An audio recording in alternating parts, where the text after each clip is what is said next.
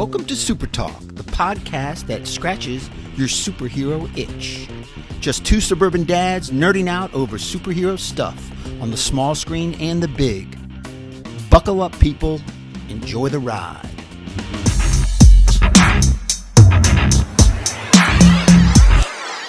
Here we go. In 3. Welcome to Super Talk, the weekly podcast dedicated to news and reviews of comic book media on the big and small screen. This is episode 105. I'm pretty sure this time. I'm your host, Brian Professor Pettis, and with me, as always, my illustrious co-host, Titanium Tony Estrella. Titanium! Professor. I might have gotten it right. I know last week I kind of botched that one. 103, and you're like, isn't it 104? I'm like, is it 104? Gosh. These fly by, Hey, what are you going to say? After 2 years, you got caught in a time vortex. That's what it was. And the quantum realm kind of swallowed. Time vortex swallowed me up, and it was just all a month. Yeah. All right. Yeah. Well, it's all good. We got a big show. It is episode 105. We got a big show today. We're gonna just a little recap. We got a lot of news, a lot of rumors. We're gonna talk about the movie. We're gonna talk about the Flash trailer. So stay tuned, buckle up, people. Enjoy the ride. Enjoy the ride. All right, well, before we get started, we always like to thank the listeners that bring the show to you, and those are our patrons. Patreon.com/SuperTalk is how you become a member. Those patrons out there are really just great, and we really appreciate the support they give us. So if you want to become a member, Patreon.com/SuperTalk is how you join. All right, let's jump into the review section real quick. And since our last episode, we did our last episode right before the Super Bowl. Actually, I think we did it on Super Bowl Sunday. Super Bowl Sunday, yeah. And we were anticipating all of the commercials / promotions that were going to happen on the Super Bowl, and we got them all during the Super Bowl. And I actually enjoy what a lot of the studios have done now is they spend their millions of dollars on the 30-second spot for the Super Bowl, and then they're like, go online and you'll get like twice as much. Yeah. You'll get the full trailer online. The full trailer online, yeah. And I love that. And so we did get some. And we'll talk about what we got during the Super Bowl. First and foremost, I think the one top of our mind is the Flash trailer came out during the Super Bowl. And you mentioned this last week, Titanium, that James Gunn had come out and said the Flash movie is one of the best superhero movies he's ever seen, because he's watched the whole thing, obviously. One of the greatest superhero movies ever made. That's what he said. Obviously, a lot of self-promotion in that statement. But, that being said, we had seen a teaser of this at, I believe, DC Fandom like a year and a half earlier. This movie had been pushed and delayed, as we've talked about in the past. Yeah, big time. And we know there's a lot of changes coming to this movie just because Kevin Feige taking over and revamping the DC universe. James Gunn taking over. Not Kevin Feige, James Gunn. But this trailer... I know what you meant. Yeah, but this trailer was awesome. Yeah. I mean, as far as... Was it awesome because it took popular pieces of movies done in the past and rehash them in this movie, though? Is the Flash movie playing off the success of other movies? Kind of, sort of. I guess it's subjective because you mentioned success. So what DC EU movie was successful? Well, first of all, he's pulling at the heartstrings of the Snyderverse, right? Because he brought Ben Affleck in and other supposedly scenes or directions. Snyderverse also bringing in Zod, which was a huge factor in Man of Steel. Right. And then back into the OG of Batman. Tim Burton's Batman. Right, with Michael Keaton, one of the most popular Batmans in my opinion. So I guess... It's really smart, and maybe that's what James Gunn was talking about. He says we're probably one of the greatest because it took the best of the best.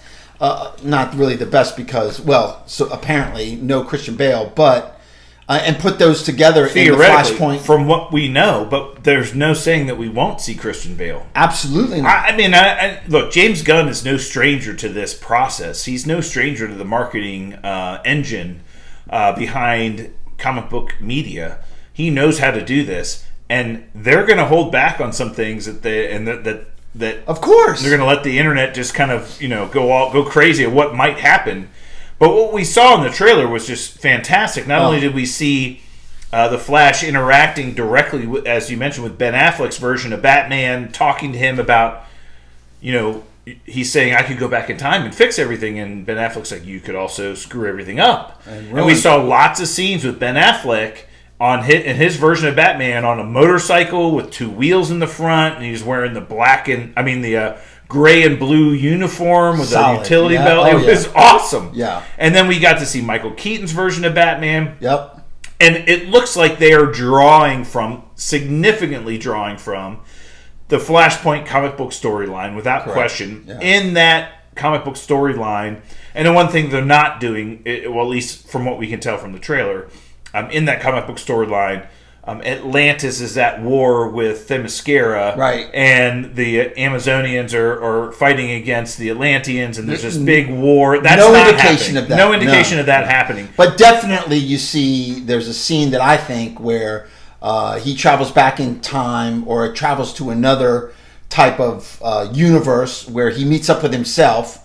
And maybe loses his power, and he goes to Batman to try to help him regain his power, and then they get Supergirl in this different universe. Well, that's what happened in Flashpoint. So Flashpoint travels back in time to stop the Reverse Flash from killing his mother. Yeah. Finds a universe where his mother's still alive and tries to stop that from happening, and is successful in doing so, but ends up losing his powers in that journey. Yeah. And so it looks like that happens. Yeah. He goes back in time, has lost his Flash powers, and meets the version of himself from that universe who doesn't have powers either. Right. And so the two of them are working together. And in the Flashpoint comic book storyline, to help stop the war between the Atlanteans and the Amazonians, they need help. And it looks like the big bad in this movie is Zod. As you mentioned from the Man of Steel movie, right. We know that Zod came back and was wrecking house, and Superman was the only one to stop them. And Flash says in the trailer, I went to a universe where there are no metahumans, and there's nobody here to stop this. Right. So he finds Batman, the Michael Keaton version of Batman, who looks like he's going to help him. But they find out that there's this being from another world being held captive in some government facility. Yeah. In the comic book storyline, that was Superman. And so they found that Superman had been captured when he came to Earth the first time, and had been held in this government facility, and didn't have access to the sun, so he never got strong. Well, it looks like Supergirl is playing that role in this movie. Absolutely. Which is a fantastic use of nice this. Twist. It's really a nice twist. It's a great way to use that part of the story, but do it in a different way and introduce a new character. Is all forgiven Ezra Miller? That's yet to be determined. I do think could this be why the popularity of this movie and how good it is? Could it be why they're very hesitant to kind of push him aside and without kick question. him out? Right. I mean, and we've seen. The marketing behind the Shazam movie, which comes out next month, they're making some very ambiguous statements about the future of Zachary Levi and the Shazam character and all these other things, because they don't want to, like you mentioned this last week, Titanium, they don't want to, eliminate the potential, earnings of this movie. Correct. And so if they were to come out and say, this is Ezra Miller's last movie, it would kill it. Yeah. So they're, being very ambiguous about that. That being said, James Gunn's been very, very vocal about this resetting the DC universe. Yeah. This movie will reset the DC universe. So could they choose to keep Ezra Miller in the Flash character that he plays? Yes. Yeah. Could they choose to use this as a way to jettison him and recast that character? Absolutely. Yeah. Right? But the trailer... And one of those statements you're excited about, one of them you are not. Right. But the trailer was great. This movie looks fantastic. Very good. Yeah. It looks like, Zod and the other Kryptonians are playing a huge role in this movie. And it looks like Barry and his alternate version of himself from this universe do get their powers back and ultimately end up helping fight this threat of Zod. Supergirl looks pretty awesome as well. So I'm excited about this. I think it's going to be a very entertaining movie. And there's no question this is going to have some huge ramifications to the future of the DC universe. So I'm now more excited about this movie, even Ezra Miller notwithstanding. I'm still not a big fan of his. I really don't want him to be the future Flash. Agree. But I'm excited about this movie. Yeah, so am I. This movie's going to kick ass. So love the character, not love the actor that's playing the character, but love the character. Yeah. I do love the Flash character. Yeah. And the Flashpoint storyline is probably one of the most pivotal and most important storylines in the history of the DC Comics.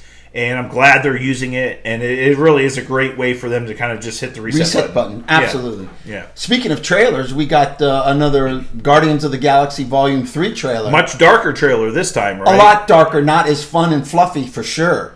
Yeah, and there's a lot of rumors and conjecture out there. We got a full minute online trailer. We do have an idea of what's going on here. It looks like the Guardians are kind of interacting with the High Evolutionary. We know Rocket is kind of pissed off, kind of realizes this is the person that did to him what made him who he is. But we saw a lot more scenes with Gamora. We find out she's spending a lot more time with the team than we originally thought. She's somewhat of a Ravager. She's running the Ravager, right, I think, right? Yeah, but she's just a complete. And it says it in the trailer. Peter Quill's talking about, I met this girl, I fell in love, and then she died, but then she came back as a complete a-hole. Yeah. and she said it was just so funny. Yeah, it's good. And the whole end of the trailer, the scene with him and Gamora's sister, Nebula. So funny. Yeah. Because Gamora looks at Peter and says, "This girl you're talking about sounds more like her." And Peter looks over at Nebula and she's like, "Oh, don't even look at me." And he's like looking at her all funny. He said, "Cut it out, stop it." And she's like, "I never realized how black your eyes were." My father replaced him as a form of torture. Well, he picked a good pair. Yeah. He picked a good set. Bizarre. So great. I mean, this is total James Gunn, James Gunn humor. I think, this, as we know, this movie script was written years ago, was put on hold because of James Gunn's initial firing off of this project by Marvel. He was then brought back. This movie was supposed to come out in 2021, so 2 years ago. We're finally getting it. We know it's the last movie with this iteration of the Guardians. The trailer looks great. The visuals look great. The plot seems very cool. Yeah. We do believe one, if not two or three of the members of the Guardians will not more, survive this. The end of this Adam movie. Warlock, we got to see a little bit more of Adam Warlock. Oh, him flying. He looks badass. That's going to be awesome. Yeah. He might steal the show. I'm not kidding. He really might steal the show. Yeah. This is the movie. 2 great trailers. This is the Marvel movie this year that I'm looking forward to the most. Just simply, and I think part of it is because it is James Gunn's last movie with Marvel, and I know he's not leaving anything behind. Yeah, right? He's not gonna leave anything on the table. Right. He's gonna and he said it. He's gonna close out these Guardians. The Guardian stories. It'll be a complete different group after this. Some characters might kind of continue with the group, but the Guardians, as we know them moving forward, will be a different scene. That's for sure. So a lot of the other things we thought we would see, we did get kind of a big Disney commercial that had some Disney Plus stuff in there, but no big Secret Invasion trailer, no. Marvel's first look, all this other stuff. So everything else from a Super Bowl perspective was pretty lackluster. Yeah, pretty cool Indiana Jones trailer. Adam Driver's in a movie called 65 Million or something like that. Yeah, and they did the whole Fast X trailer. There's a big one with that with Jason Momoa. That's lost a lot of luster for me for some reason. Yeah, well, not looking forward to that. Brie Larson, your favorite Instagram person to follow. We can move past that. What other news do you got, Professor? Let's get into we'll jump into the news section now. So, Kevin Feige had an interview here this past week. Finally came out and made some statements about what's going on at Marvel and kind of the future of Marvel. And some of these statements were things we knew were coming. A lot of rumors that were out there that you and I have been talking about for weeks that he has never officially confirmed or denied. But we got some official word from Kevin Feige here about what's going on at Marvel since Bob Iger came back. And first thing he said was, we're going to slow things down. We feel like recently we've been putting out too many things too quickly, too often, and saturating the market with content. And he hates that word. It's called superhero fatigue. Right. He said he hates the word content. If you watched Saturday Night Live recently, the one with Pedro Pascal, they did a skit on Saturday Night Live where they were talking about, like every 5 minutes a new series was coming up on their streaming service, and they were joking about it. And he's like, yeah, there is some fatigue out there, superhero fatigue. And he says, so we're going to slow down. And we're not happy about this, but one of the things he said was, we're going to slow down on releasing of Disney Plus content. So one of the things in regards to Disney... Quality instead of quantity. Yeah, they're focusing on the quality of the content. They're going to let that content... We've talked about this before. Right. We feel it's a very good move. Selfishly, I don't want them to do that because it gives us more content to talk about. It gives us less to talk about. It gives us less to talk about, but we also can do several shows because apparently they're going to be a hell of a lot better. Well, and again, if you're going to do a 13-episode Daredevil series, you can't release more stuff, within that time period. Wow. I mean, we get that next year. That's great. But they are going to slow down on Disney Plus content this year. He mentioned there was only going to be 2 new series coming out this year on Disney Plus. We know the first one is Secret Invasion, still scheduled for the spring of 2023. We're thinking, April-May timeframe. We still don't have an official release date for that, but we believe that's coming out here earlier this year. And then we know Loki Season 2 is coming out, which we'll talk about during our Antman review. That will be coming out sometime this summer. But, there were 2 other series on the calendar for Disney Plus this year that effectively have been pushed. Ironheart has effectively been pushed to 2024. Echo has effectively been pushed to 2024. Those 2 series are now being delayed until next year. Again, jealously, as in regards to the show, I'm not happy about the fact that we're only getting 2 series from Marvel this year. Considering these series are probably going to be somewhere in the neighborhood of 6 to 8 episodes each, which you're looking at, 6 to 8 weeks over a 52-week calendar. I mean, that's not a lot of content on Disney Plus. No. So I'm not happy about this. Do I want to go back to the times where it was like a series, wait 2 weeks, and then a new series comes out? Maybe not. If it's good quality, right. But that's not what we've been getting. Right. So I think it's a smart move. I think slowing things down a little bit and putting more time into reshoots and kind of tweaking the story to kind of appeal to a broader audience, or just spending more time on the special effects and things like that might be a good move. Well, we know that we've always anticipated that Secret Invasion was going to be building up towards or leading us into the Marvels movie, which, by the way, has been moved. Yep. So was scheduled to come out in July of this year, has now been moved to November 10th. That's a big move, but it falls right into what you said was a huge hole. Look, in movies, you couldn't have a 11-month gap, or it was about a 10-month gap between movies. If they didn't move this movie, you would have the Marvels coming out July, and then you would not have another movie from Marvel until May the next year, and that's a long time to wait. So what they did was this spot on the calendar that was previously vacated by Blade was supposed to come out in November of this year. They pushed that a full calendar year. It's not coming out until November 2024 now. They've now slotted the Marvels movie into a November time slot. So we're going to now go Guardians of the Galaxy in May. We're going to wait, 6 months effectively, until the Marvels comes out. Yeah. And then it'll be 6 months until Guardians comes out. So, look, they went years for, they were only releasing 2 movies a year. Possible that Secret Invasion comes out in July now to fill that hole?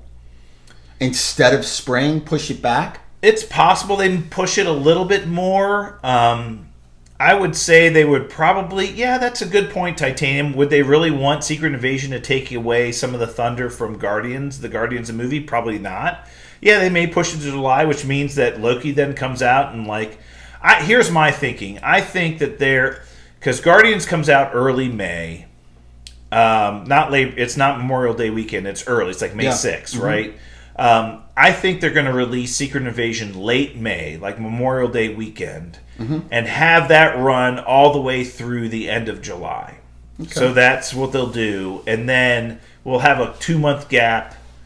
And then maybe they release Loki Season 2 in September, right? Uh-huh. And then that leads us into the Marvels movie in November. Interesting. Okay. So, again... It would be great to know the dates. Yeah.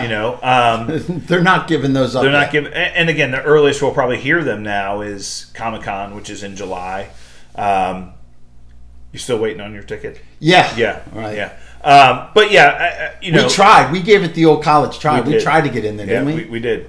But yeah, I mean, who knows what's going to happen? But the fact is, Marvel's been moved, which I'm not surprised by, nor am I disappointed. I mean, it wasn't a movie I was really looking for. I mean, we've seen nothing or heard nothing about this movie, and the more time they have to make it better, fit it into the larger story, great. So that's moved. So let's talk a little bit about, from what we heard at Comic-Con last July, here's what's changed, right?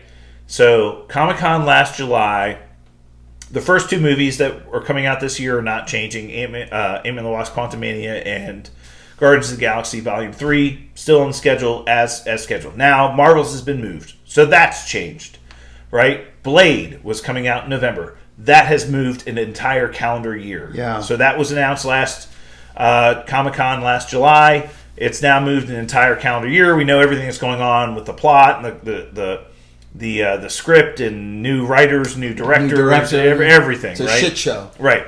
So that's been officially moved. And that was on the calendar for this November. That's gone. Echo and Ironheart were supposed to come out this year. Moved. They've officially been moved. Agatha, House of Harkness / Covenant of Chaos / whatever it's going to be called now, was going to come out in December / January, end of this year, early next year. That's obviously been moved. Oh, yeah. We've heard nothing about that, so that's coming out next year. We know they're as well. filming it because we've seen shot photos. Set photos. Yeah. But that's been moved as well. Absolutely. So all of those series and movies were supposed to come out this calendar year, and they've all been pushed. So this entire, we'll say, Phase 5 schedule that was released last July that Kevin Feige was so excited to announce to us has been completely demolished and butchered. A lot of it has to do with Phase 4 and some of the steam and some of the magic that they've lost in Phase 4. So, yeah, I can see it being a big problem. But I'm glad they're slowing things down. I'm glad they're reshuffling some things. I don't like waiting a long time for any of this content that we already know about and we were told would be this year, and now it's being put off. It's kind of like that first kiss you're waiting on the first date, and then it doesn't happen. I tell you what, though, here's what I'll say is some of these. I think Marvel, dipped their toe into the Disney Plus waters with all this stuff that they were releasing over the last couple of years. We started the show when WandaVision first came out, and some of it was good, some of it was great, some of it was good, some of it was like It just goes to show some of the studios that are they know where their butter, how their bread is buttered. Yeah. Like The Boys. Yeah. They know. Just come out with a series like every 12 to 16 months. Just kick the crap out of it. Do it really well. And we'll do an offshoot here. We're going to drop this Gen V thing. We'll drop that. It's going to kill it. Yeah. And so here's the good news from a SuperTalk perspective. We do have other things to talk about. Oh, no question. We do have other content to focus on. DC is going to start rolling up. Yeah. We got Blue Beetle in August. So we'll have plenty to talk about in the summer. Yeah, we'll figure it out. We got tons of stuff. We'll figure it out. What else? So you mentioned this huge rumor / leak. I believe this is an internet scooper. Mind Time to Shine, who's scooped some things on the internet before, came out and mentioned that Tom Holland had signed a new deal with Sony and Marvel, a new multi-picture deal that is going to pay him a shit ton of money, I'm sure. So this multi-picture deal is not only Sony and Marvel. Yeah, not only for Marvel, we'll say Sony / Marvel specific movies, Spider-Man movies, but also appearances in other movies. And the big part of this rumor was he is going to be headlining the Kang Dynasty, Avengers Kang Dynasty movie. He's going to be the top-notch star. That's along with, I believe, Shang-Chi. Him and Shang-Chi are going to be the two headliners for that movie. That is fascinating. Well, you know who's directing that movie? Daniel Cretton, who directed Shang-Chi, is the one who's doing Kang Dynasty. And so we felt that Shang-Chi was going to have a big role in this movie just simply because the director of the Shang-Chi movie was doing this movie. But now we know that Spider-Man and Shang-Chi are basically going to be the two major stars of this movie. And the fact that Tom Holland... Look, I love Tom Holland. Fantastic. He's a fantastic Spider-Man. Yep. Fantastic human being. He's a great actor. I enjoy him very much. And so to keep him around for multiple years and multiple projects... Huge win. Big win, huge win for me personally, for the fans, for the studio. Great. But the question is, can Shang-Chi and Spider-Man really be the leads for a project of this size and scope? Well, remember, this is Kang Dynasty, so Kang Dynasty is going to feature Kang. You think? and multiple variants. So, maybe more of a street level movie? No, not at all. Not at all. No? There's no way Kang Dynasty is going to be a street level movie. It's going to be a multiverse of craziness.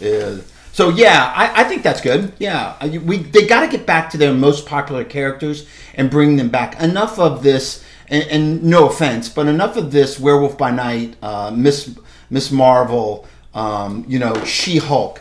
Get back to your bread and butter. Make these characters that are very popular. I mean, Spider-Man, come on. Well, you can't shelf him very long. Yeah, and you mentioned that even though Kevin Feige said, "Look, we're only going to have 2 series a year," I do think it leaves room for these special presentations. And you mentioned that potentially, they may decide to release X-Men 97 at some point in time, and that just hits the wire. It's not something we're really promoting too highly, and it doesn't tie into anything in the MCU. It's just something we're going to release. Right.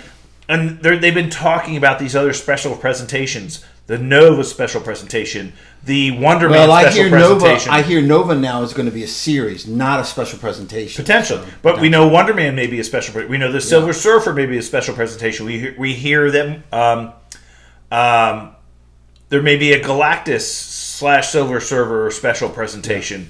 There may be a Mephisto special presentation. So they can fit these in and say, we're only doing 2 series a year, but we may drop these special presentations in every now and then. That would make me happy. Oh, absolutely. I think they're committed to the Halloween special presentation. I think they want to do something during Halloween with something. So I'm excited about that. I think that'd be great.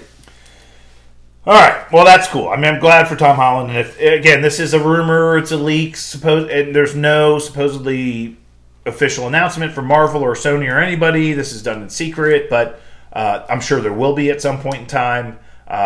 We know that Spider-Man will be coming out with another movie, likely sometime, maybe even late next year, maybe Christmas next year. Who knows what the schedule is? But I mean, they don't go too long without having a Spider-Man movie, so we're looking forward to that. All right, well, let's jump into our topic of the week, and we're going to do our full breakdown and review of the Antman and the Wasp Quantumania movie. Titanium and I were able to see it last Thursday on my birthday, which is fantastic. It's fun. Great way to spend my birthday, for sure. And this is always brought to us by our friends over at Studio GG Studios, home of the main band, Corn on the Cob. Corn on the Cob. Appreciate your help there, Studio G. Love you guys. Go check out their show and their channel. We always put it in our show notes. They're fantastic, and they do some great stuff over there. So thanks, Studio G. All right, we're going to break this movie down. I do want to mention, before we get started with our breakdown, we did have some early releases of information. So box office returns from this past weekend. The movie came out Thursday evening. We had Friday, Saturday, Sunday. It's a holiday weekend. We still have today, which was also a holiday, and they're saying there's going to be some additional added on to the holiday weekend from today. But Friday, Saturday, Sunday, the returns were pretty favorable for Marvel. 104 million domestic, 225 global. Yeah. By the way, that's a record for the Ant-Man franchise. So yes, it's sir. the best any Ant-Man movie has ever done over a weekend was this movie. Yeah. So, and it broke the $100 million mark for domestic gross. So there's only a handful of Marvel movies that have done that. So I think in their opening weekend. Yeah. Yeah, so, as far as I'm concerned, look, the Marvel engine still runs. The marketing engine, the promotion engine works.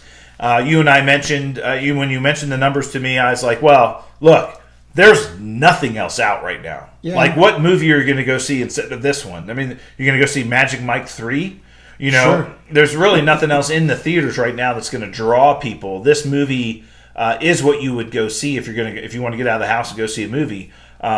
So the box office returns thus far are really good. It'll be interesting for me to see how this sustains itself over the next couple of weeks. I'm not really sure what's coming out in the next 2 to 3 weeks, so this may have some momentum over the rest of the month here and into early March. But good box office returns is a favorable thing for Marvel. Yeah, it's a good indicator. And I had said to you before that going into the movie, I'd heard some rumors about how it was received by critics and other people. And you didn't want to know, and I waited till after the movie so it wouldn't skew your opinion of the movie whatsoever. And then I told you it was rated on some vegetable review site that will remain nameless because I refuse to say it because it's just a piece of shit. But some vegetable review site where it was rated the second lowest Marvel movie, right above Eternals. Well, that's been updated.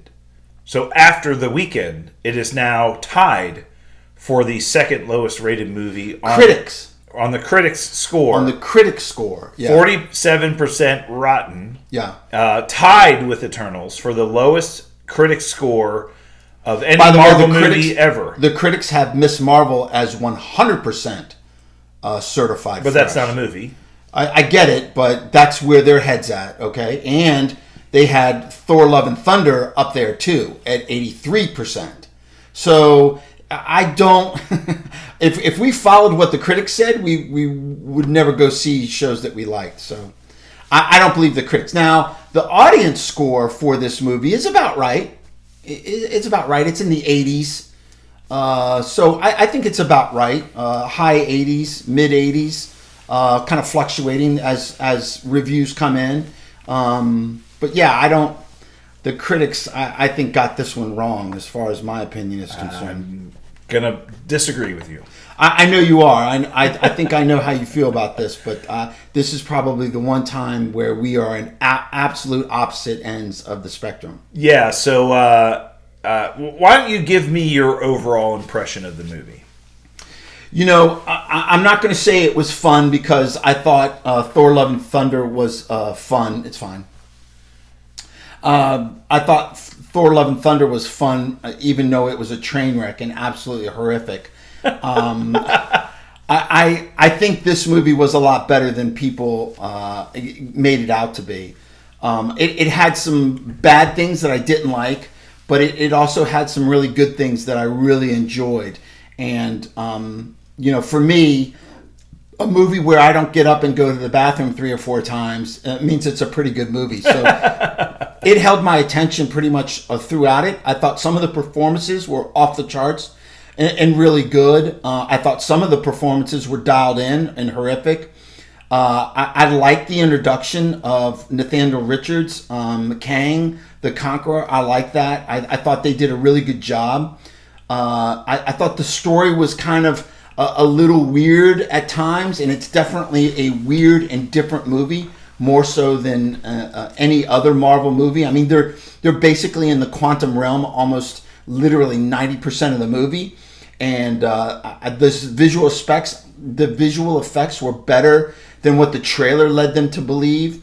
Some of the things I didn't like about it, we can get into in the likes and dislikes section. I'll give my opinion on some of the things that we have down here. But overall, I think it's a B-. I did like it. And to kick off what we've been getting in the past, besides No Way Home, Spider-Man No Way Home, I thought this was almost going in the right direction. And to kick off the multiverse kind of next phase, I guess these next movies are going to be called the multiverse type of phase. I thought it was great, you know. Plus I love Paul Rudd. He's so great. He's so fun. I don't know. He's a gem as far as I'm concerned, and Marvel's lucky to have him. But what did you think about it? So overall impressions, look. To be fair to this movie, my expectations of this movie were very high. Yeah, off the charts. When we got the first trailer for this movie, not too long ago, by the way, back early when Black Panther: Wakanda Forever came out, we first got a trailer for this movie. That trailer blew me away. Yeah. I'm like, the Yellow Brick Roads, back soundtrack and what's happening with this movie. Really set my expectations very high, and then as they continue to ramp up the marketing and ramp up the commercials and the little trailers of this movie, I learned more and more about the plot of this movie and felt like I really knew what was going to be happening in this movie before I even saw it, and those were confirmed. I pretty much really knew what was going to happen the entire movie before. So now there was some detail behind a lot of the stuff that we didn't see. But, I mean, they pretty much gave away the plot of the movie in the previews, which I hate. I hate when they do that. Mm-hmm. That being said, I mentioned before the show, I have a hot take on this movie. This might be my least favorite Marvel movie of all time. Wow. All time. Wow. Completely disagree with you, though. Right. That being said, what I'll say is there are some things this movie did very well, which we'll get into, and I really enjoyed. There are some things they completely missed on, and some things that were completely bombs. Some things that they teased that never happened, that just pissed me off. Some plot points that had some major holes in them that I was just like, you can't do that. I'm literally at the point now where I was thinking about this on my drive over here tonight. There are, we'll say, 4 movies at the bottom of our rankings in the Marvel pantheon of movies. They've now, this is, I believe, the 30th movie that Marvel's come out with, right? 31, yep. 31. And I was thinking, well, the bottom 4 traditionally are Captain Marvel, Antman and the Wasp, Thor, Dark World, and Eternals. Those are the bottom 4, for you. I think, for all of us. No, not for me, but for you. Oh, go ahead. So what was your bottom 4?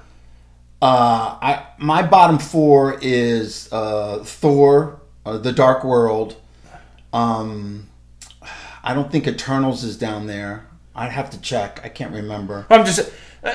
regardless, those are the 4 that I think everybody's like, oh, in regards to Marvel movies, these are the 4. I would rather see all 4 of those movies than this one again. Wow. And as a matter of fact, I might go home and watch Thor: The Dark World just to remind myself how much better that is than this movie. This movie really missed the mark on across so many things for me. Some of it was the hype and my expectations being let down, and I will agree with that. But some of it was, and what I'll say generally overall, this was a movie designed to set up future movies.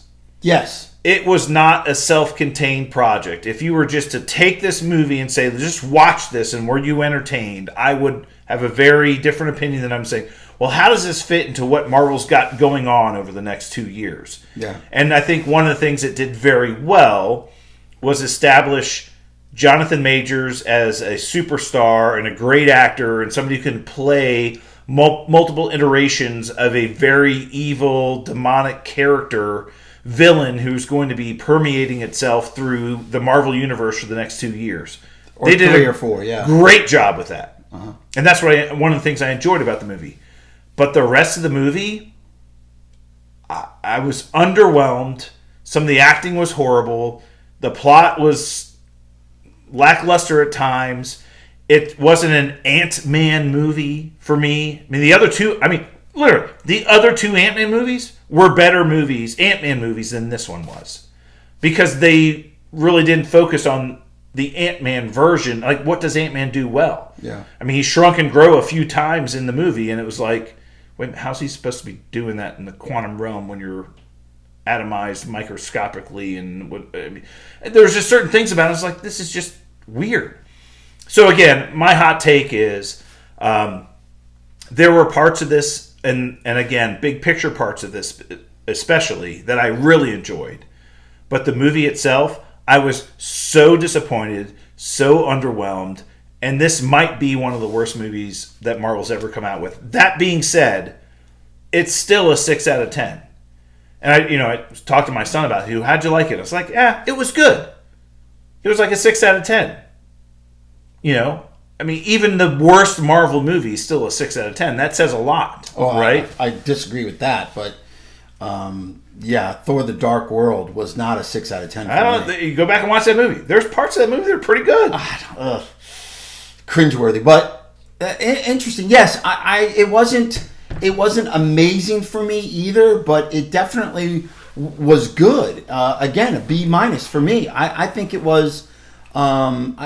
Some things that were horribly wrong.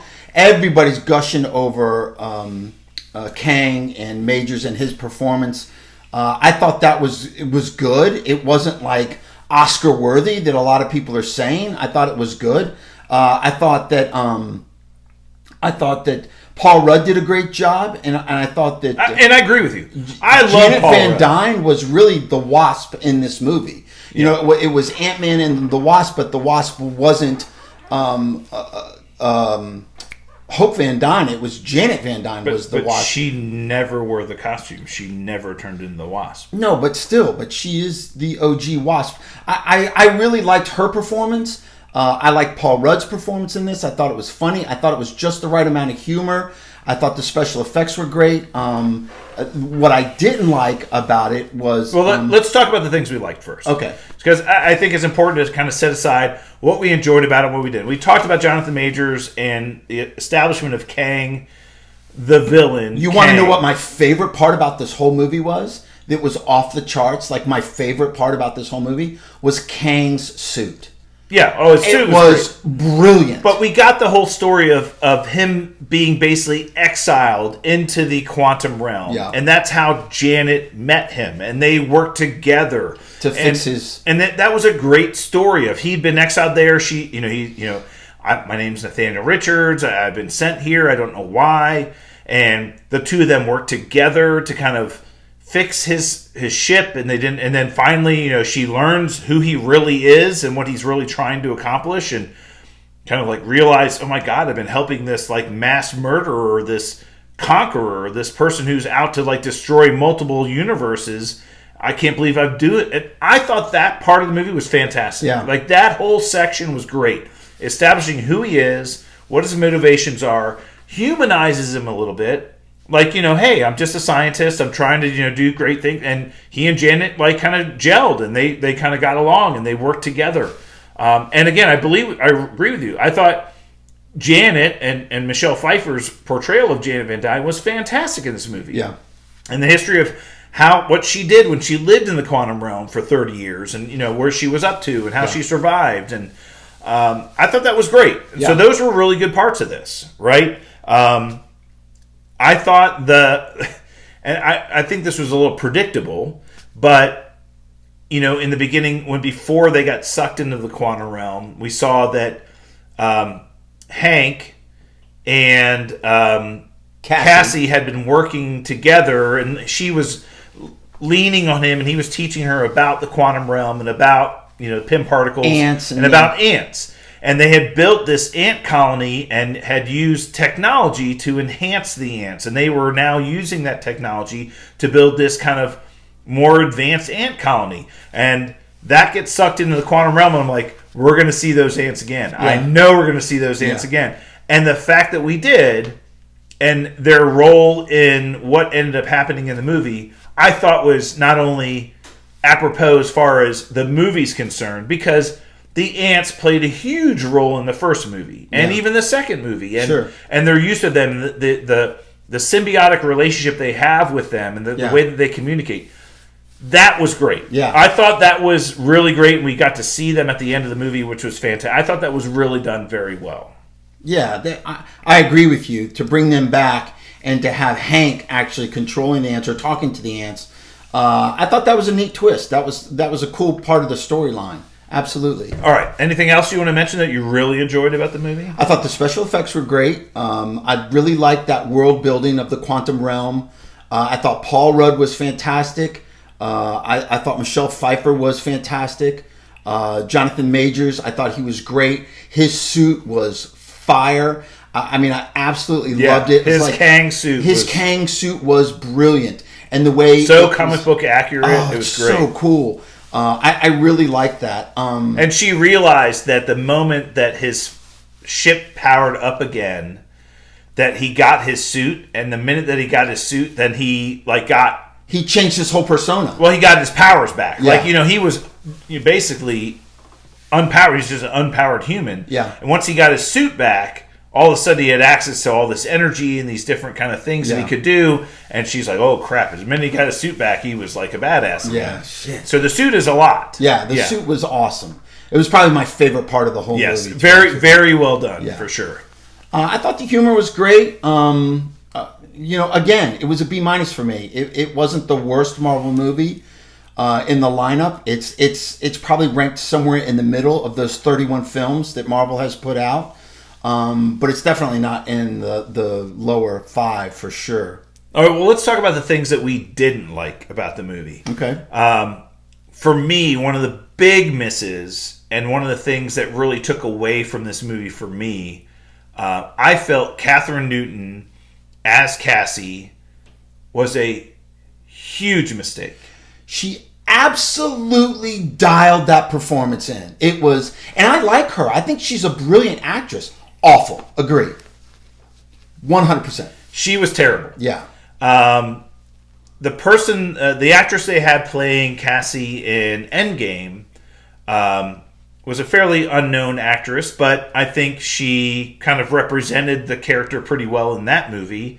And they decided that they were going to recast the character with somebody who had some street cred or had some following on Instagram or TikTok or whatever. Yeah. And somebody a little bit more famous with some more juice.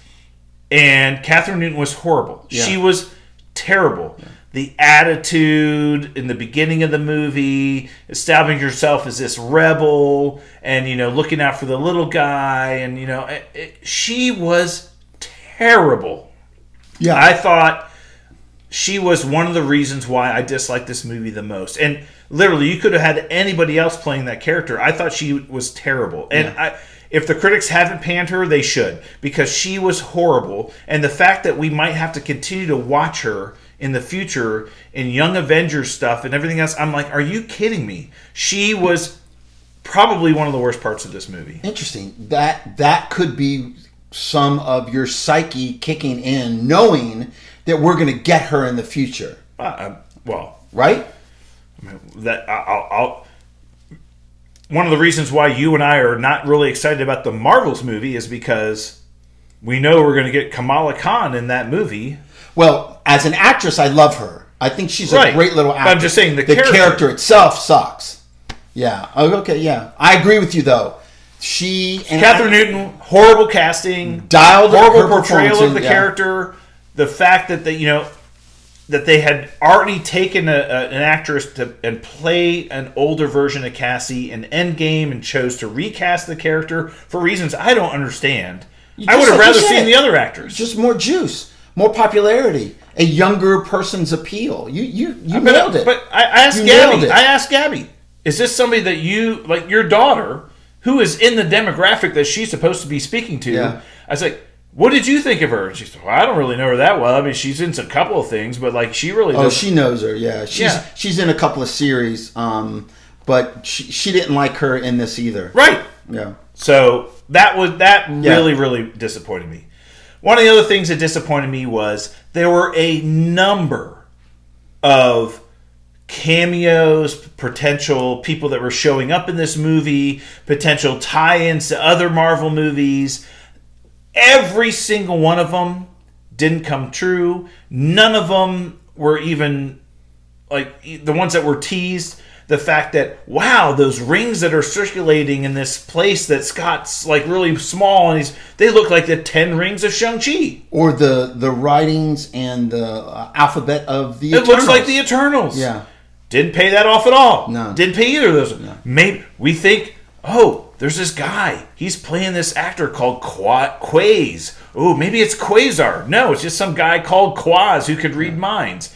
Maybe he's the guy, the Negabands from Ms. Marvel. And they put a big actor, a very popular actor in that position, and it was basically comic relief. Right. Yeah, that could have done without a lot of the Rebel stuff. All the whole group of the Rebels that Scott and Cassie met up with. It's like the guy who's Holes. That was his name was Holes because I don't have any holes, you know. And like that whole Rebel group was just like yeah.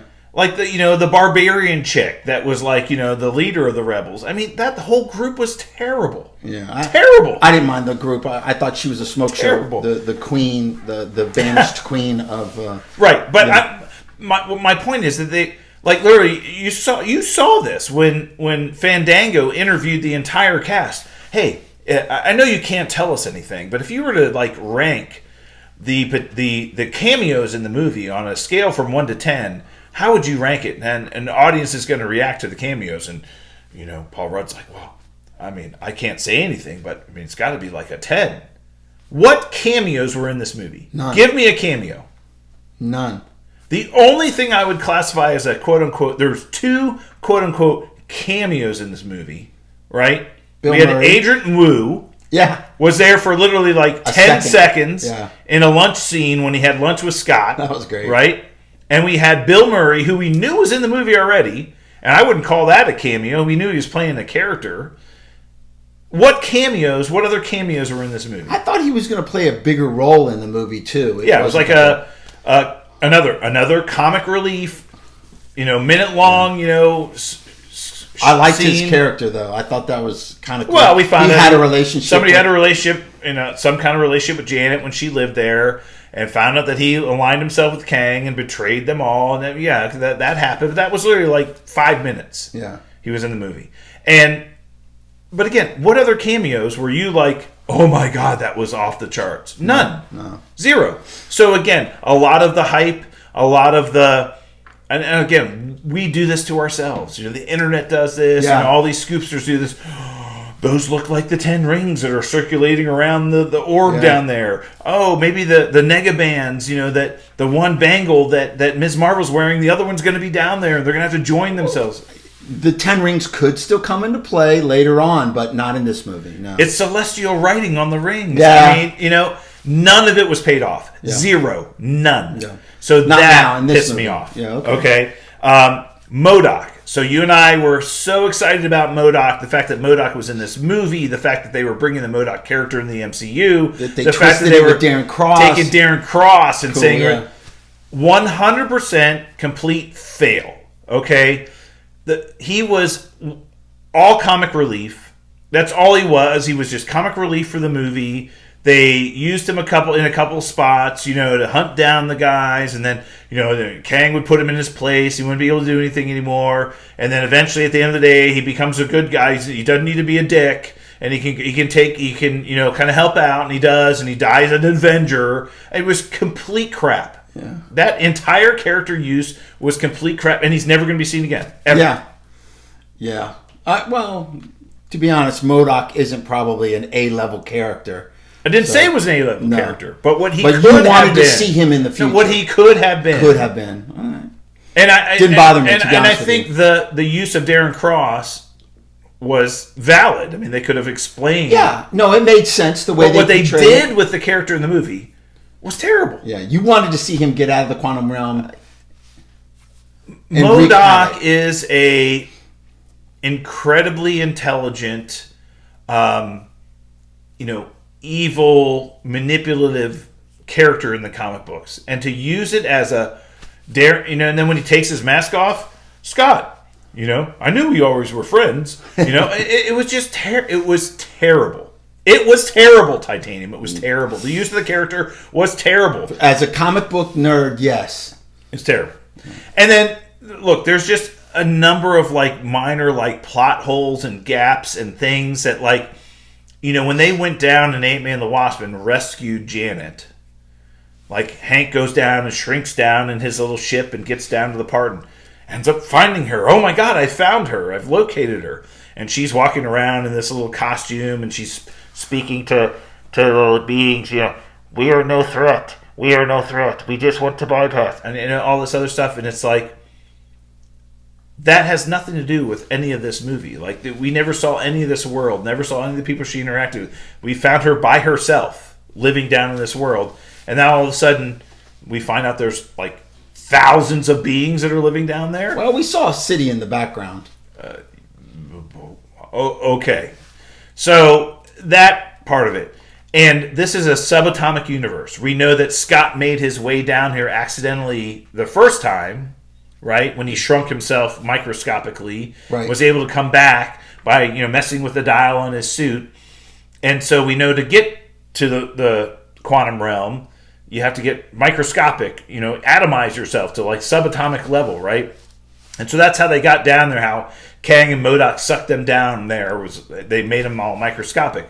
But then they can freely use Pym particles to shrink and grow while they're down within the universe, yeah. Right, but they can't grow themselves to a point where they can get out. Like Scott did the last time. time? Exactly. Yeah. And then the fact that the end of the movie, they create this portal that all of a sudden just takes them home. And when Scott and Hope are stuck there and they finally defeat Kang, they are able to just open another portal with this little device that Cassie created, from Woodshop, and they can just now freely travel back and forth from this little universe. It felt like they cheated there, right? Yeah, it just they did things without explaining. You and I talked about this last week. We felt that Scott likely was going to be trapped there. Kang was going to escape. Scott was going to be trapped there, and maybe even Hope. Right. And that would have been a great, but no. The end of the movie, they're like, whoa, we opened another portal. Come on home, guys. Yeah. And they're home. That was just so convenient. That part was come on, you're just stretching it way too thin. And just so many little plot points about it that just drew me, made me crazy about it a little bit. All right, so let's get into what we think. We know one of the reasons this movie came out was to build what was happening in Phase 4, the multiverse saga, the Kang dynasty, everything that's coming in the future. Yeah. Establish Kang as a major villain. I think they did a very good job of that in this movie. I wish they would have brought Kang in earlier, and not just in Loki season 1. And they didn't even bring him in. Teased him more in other teased him more in other things, like they did Thanos. Right. They teased him a lot. With little clips and credit scenes, things like that. I wish they would have teased him more so that we had this buildup of, now we finally get to meet him, instead of just Loki. But again, I really like the movie. Your question, do you think, at the end of the movie, Scott and Hope are able to use their incredible shrinking and growing discs and throw them into the little power source that Kang has, and he gets sucked into it. And time engine, yeah. Do you think he's gone? This version of Kang is gone. This Kang the Conqueror is. Well, that's a great question, and I've actually gone to social media to ask what people think about that. And my feeling is, I'd love to hear I want to know what you guys think in YouTube. So let us know what you think on the YouTube comments. Is this version of Kang coming back, or is he gone? So my opinion is that unless you get in Marvel, unless you see a body, they're not dead. Even though the end credit scene, which we'll talk about in a minute, they allude to the fact that they killed him. So they basically... That tells me, from my perspective, that was the one thing that said he's gone. Because why would they know if he weren't? Right. If he was still alive or if something happened to him, they would know, right? Because they knew we find out who sent him to the microverse. Who banished him, right? To the quantum realm. And they said that they killed him, and they're becoming more... They were like, it wasn't us. It wasn't one of us. Right. Because they feel like the only person that can kill a Kang is another Kang. Right. And somebody else besides another Kang killed a Kang, and they're like, well, who was it? My gut feeling is that he's not gone. My gut feeling is that he... definitely is caught or went to some other multiverse. Into a time vortex? Somewhere. I don't think he's gone. If he is, we're not going to miss Kang. Like, there's going to be more Kangs, obviously, with the end credit scene. But my gut feeling is that he's not. He's not gone. We're going to see him again. Okay. Kang the Conqueror, I think we're going to see him again. All right, well, let's talk about the post-credit scene and the end-credit scene, because I think that those are two things that we need to kind of get into. Post-credit scene was all of a sudden we see a version of Kang in a, we'll say, Egyptian costume. This is obviously supposed to be Rama Tut, the Rama Tut version of Kang. Yep. And then we see the Immortus version of Kang comes in, and we see that what we believe is Scarlet Centurion version of Kang, but we don't know. Or a Centurion, since the armor could they, I don't know.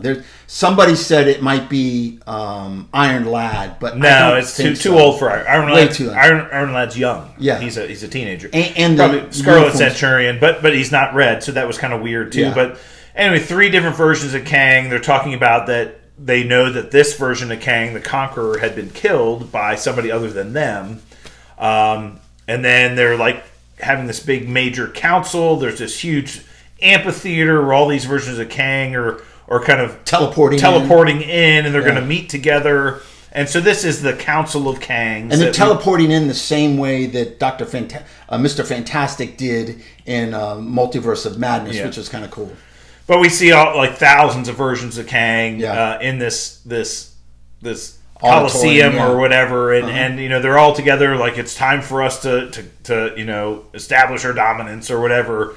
Obviously, alluding to the fact that there are thousands of different versions of Kang out there. Just because you kill one doesn't mean the others are gone. And this is again alluding back to Loki season 1, where He Who Remains said, "Wait till you meet my variants. There's other versions of me." And you think I'm bad. Yeah. Right, so this is, teasing the different variants. And so it seems like to us, the audience, that Kang Dynasty, at least what they're establishing for the Multiverse Saga, is that there are multiple iterations of Kang that the Avengers and other heroes are going to have to battle through or fight for the sanctity and future of their universe and all these other things. So, and that was one of the things Scott said at the end of the movie, when he's walking, he's freaking out. The street. He's like, "Wait a minute! Hey, this Kang said that the only person that could stop the other ones of him was him, and so the fact that we killed him means that they're coming for us. Maybe I should have let him." Oh, what? Oh no, who's going to think about that, right? So yeah, that's what they're alluding to. That there are these other bad versions of Kang out there, and they're going to be doing some bad stuff. And now the Avengers are on the radar. Right. That's what I got. They basically were like, "Yeah, there's people that are effing around with our stuff." And they're now interfering, and they're aware of our technology, and they're interfering, and we're gonna have to take care of them. Yeah, that's interesting. Yeah, so that was a big one. I thought that was a cool end credit scene. Yeah, and then the other end credit scene, the Council of Kangs, right? Yeah. Again, straight from the comics. And the other end credit scene was one of Victor Timely, which was a version of Kang who was alive during the early 19th century, or early 20th century, late 19th century. Kind of established the kind of theories behind time travel and time maintenance and all kinds of other stuff. And AKA King Prime. I don't want to get into the history of Victor Timely, because it's a little bit it's as confusing as Kang's history. Yeah, we're going to talk about how confusing all this shit is. Yeah. Especially for novice people that don't know the comics. And I think that's a big downfall. So Victor Timely is somebody. It's Kang had gone back in time to a point in time where technology was in its infancy, but he could use his technology to manipulate thoughts and minds of other people. And then, I want to get into Victor Timely right now, but we will, because the big teaser here was in the audience of his presentation was Loki and Mobius. Yeah. And to see the two of them, we know that this is a big setup for big Loki lead season into 2. Loki season 2, yeah. So we know that one of the big plot points for Loki season 2 will be hunting down Kang and his different variants in different periods of time, and they find this one, Victor Timely, and Loki's telling Mobius, that's him. This is the guy we're after. He doesn't look very honest. No, it's him. Yeah. So obviously a big setup for Loki season 2. Yeah. Loki season 1 was a home run. So this, I really got me excited for Loki season 2 for sure. Yeah, me too. That was a great lead-in. Yeah. All right, Professor. Well, let's ring the bell. School's over. All right. Well, that's it for us this week. We'll be back next week for more Super Talk. To get in touch with us on social media, hit us up via email, supertalkpodcast@outlook.com or at supertalkpod on Twitter. Until then, stay super, everyone. And we're out. It's deceiving, but it's there. I know. I was literally watching it. There was no movement. It happened last time, and I freaked out, but now I know. There was no movement on there. I was like, oh my God. No, it's deceiving, but it's there. All right. Thank you, YouTube.